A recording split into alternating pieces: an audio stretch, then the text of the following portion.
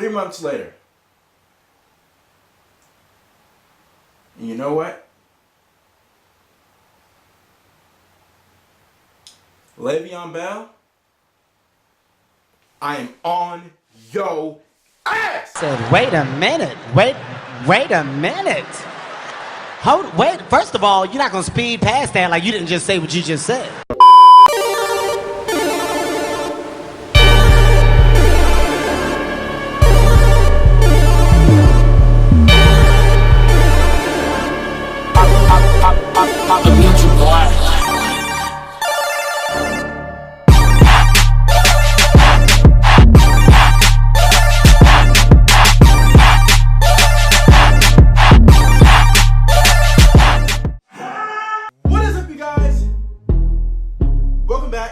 To the Sky's Limit Sports Channel. I'm your host, Skyler Covington. Change up the intro a little bit if you guys didn't notice. But my dog is barking. Why is my dog barking? Oscar Hash! She started with you because you started. Oscar! Lala Hash! Lala! Why are you ruining my intro? Huh? Huh? Explain to the people why you're ruining my intro right now. Oh, you don't want to talk? Oh, you got nothing to say? Bro, why is this ugly ass dude holding me? Put me down, please. Get out of here. Get out. Get out. Get out. Eventually. Damn dog. But yeah, today, 3 months later, and we're talking about the topic that I have been quiet on for so long. I haven't said anything about it on social media. I haven't said anything about it anywhere at all, on YouTube at all, nothing. And I think it's time that I finally break my silence and say something about this Le'Veon Bell situation. Now, I did make a video about when the reports came out saying that the Steelers didn't come and reach a deal with Le'Veon Bell back in the offseason during the summer 3 months ago. Not in my wildest dreams did I think this shit is what it would come to. I did not think that Le'Veon Bell would not play at all for the Steelers. I thought he would go ahead and come back before the beginning of the season, just like he did the past 2 years, take the $14.5 million that we were franchise tagging him for, take that money, play this season out, and most likely leave to go play somewhere else, right? Well, Le'Veon Bell had other ideas, ladies and gentlemen. He had other ideas. He decided, you know what? I'm gonna sit out the whole entire season and not take $14.5 million. Listen to him. A man did not play football for an entire season and did not take $14.5 million. Hey, that's a bullshit. Bro, there are poor people like, what the fuck are you doing? What? Are you kidding me? 14.5? You don't take that? You don't take that kind of money? Right? Le'Veon Bell wants to make a stand. He wants to make a stand for other running backs and other players in the NFL that this is the best way to try and get the money that you richly deserve. Now, here are my thoughts on this. I understood why Le'Veon Bell did this. Le'Veon Bell, he wanted, from what I heard, $17.5 million per year. The Steelers are not willing to give that. Now, I said in my previous video, I thought they were offering him $15 or $16 million. I thought that was good enough. I'm like, why would you not take that? Then I saw reports after I made that video saying that he wanted $17.5. I'm like, okay, I understand why the Steelers aren't giving him that kind of money. I understand it. So I thought, honestly, he would just come back, and lo and behold, he did. So enter James Conner. Now, James Conner, this man is gone through a lot in life. This man suffered, I think it was called lymphoma cancer. If I'm saying it correctly, I'm sorry if I said the wrong thing. I think it's lymphoma cancer. He survived it. He came out of the University of Pittsburgh, so the Steelers most definitely saw this man. So that's one of the reasons why we drafted him, because we see him every other weekend whenever they play home games, because Pittsburgh University plays most of their home games at Heinz Field, at the Steelers Stadium. So they got a good look at him. They drafted him in 2017. He was a 3rd round pick, if I'm correct. He was a 3rd round pick. And Lord and behold, we had another superstar running back right behind Le'Veon Bell. Because my goodness, this man, I believe he's always in the top 5 rushing, but the last time I looked, he was number 2 behind Todd Gurley. Last time I looked, that may have changed just this past week now. But this man has been balling. He has been doing everything last year. Let's pull up the stats right here. That everything last year that Le'Veon Bell did, and honestly a little bit better because he's actually getting in the end zone. The one issue Le'Veon Bell had last year was getting an end zone. He had like 5 rushing touchdowns, I think, all year. James Conner has like 10. He has 10 rushing touchdowns this year. That is, and we're only in week 10, week 11? We're only in week 11, man? Like, that's pretty damn good. He's been pretty damn productive. Steelers are 6-2-1 right now, leading the division. And it looks like the Steelers just don't need Le'Veon Bell right now.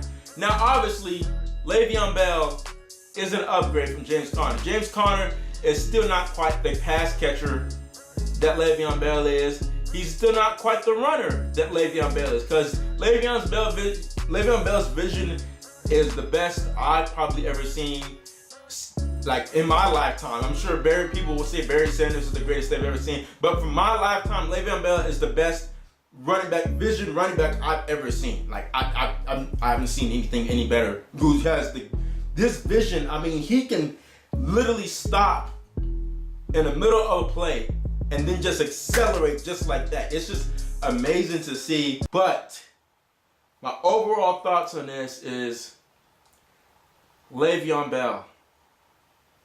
I understand why you're doing this, but the way you're going about it makes no fucking sense whatsoever. The things that you're doing outside of football to try and like rub it in the Steelers' face and stuff like that, it made no sense. And when the offensive line first came out and said what they had to say about you, a lot of people, a lot of analysts said that the offensive linemen are throwing Le'Veon Bell under the bus. They're not riding for their brother and stuff like that. You ended up going to Miami and doing different shows and stuff like that, just rubbing the faces, like seeming like you're not even worried. And this was back when the Steelers, we were 1-2-1 at the time. It was not looking good for the Steelers at that moment. And that's when Le'Veon Bell was out and about, not giving a damn, like, haha, look, the Steelers need me, they need me, and stuff like that. And now that the Steelers have gone on this winning streak, it seems like Le'Veon Bell, from his tweets over the past week or so, he was trying to butter up to the Steelers and everything else by making tweets during games to try to seem like he's, I'm part of the team, I'm supporting the Steelers and stuff like that. But based on what Mike Tomlin said, and this probably is the quote of the year. This ain't it, Chief! When Mike Tomlin said, what was the quote? Shit. What was the quote? I want to make sure I get this right. I want to quote Mike Tomlin right. Shit. Mike Tomlin said, quote, "We need volunteers, not hostages." like that quote is so profound in so many ways, it is crazy. So what Mike Tomlin means by that is, we want people that want to play for the Pittsburgh Steelers. We don't want players that feel like they're being held against their throat to play for the Steelers and stuff like that, feel like they have to play no matter what. Without having like a certain amount of money that they should have and stuff like that. That statement in its own, I think, honestly, when Mike Tomlin said that, I think Le'Veon Bell then said, oh, well, if the head coach feels this way, and it seems like most of the players in the locker room feel this way, it may not be smart for me to come back and play for the Pittsburgh Steelers. I honestly think if he would have came back, there may have been some sort of tension, and I honestly think Le'Veon Bell may have made the right choice here by not even coming back at all, because honestly, that may have been a whole other distraction in itself, and it may have ruined the chemistry of this team. Because this team right now, where the Steelers are playing right now, they look like they could beat almost anybody right now. The way they're playing, their defense has improved a lot more. Secondary has played a lot better than they have in the past, which is, thank God. Like, please keep it up. Please keep it up. Antonio Brown and Juju, man, Juju is like, oh my God, Juju. Like, we have 2 number 1 receivers on our team right now.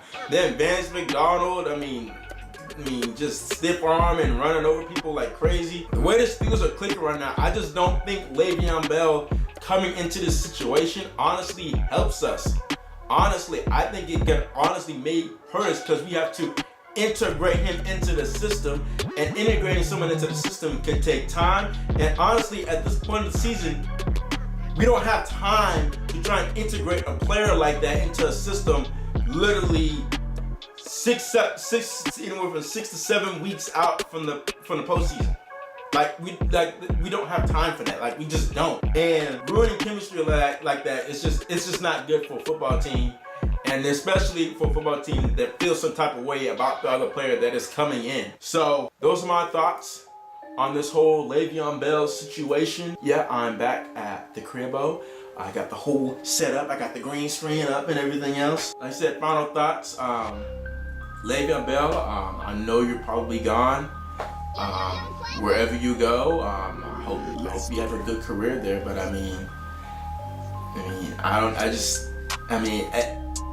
think honestly, the moment that the linemen spoke out and said what they said about Le'Veon Bell, I felt like it was about to be going downhill from here, because once you say something like that out to the public, it makes it seem like there's a fractured relationship between players within that locker room, and that can cause all sorts of problems. And I think that's honestly why he did not come back. And honestly, the only thing I had issue with Le'Veon Bell in the situation, I understand why he's doing it. The only thing I have issue with is the way he went about it, trying to shove it in our face, especially when we were struggling at the time. But now that we're winning, then he tries to make tweets and stuff like that to make it seem like, oh, I'm supportive of the team and everything else. Nah, dog, that's not gonna cut it. We remember what you was doing when we were struggling at the time, when it looked like we really needed you at that time. And then James Conner started taking off, and now it looks like we don't even need you at all. So, yeah, that is it for this video. I'm back on the sports channel. I did upload a vlog yesterday on my reaction channel. If you guys are somehow not subscribed to that channel, I don't know what the fuck you were doing. But go subscribe there, and if you're not subscribed here, subscribe here as well. So more sports videos coming. And also, I hope to get it out this Sunday, but this Sunday I have a very big thing coming out this Sunday. Hopefully I can get it out there by Sunday. If not, it will come out on Monday for sure.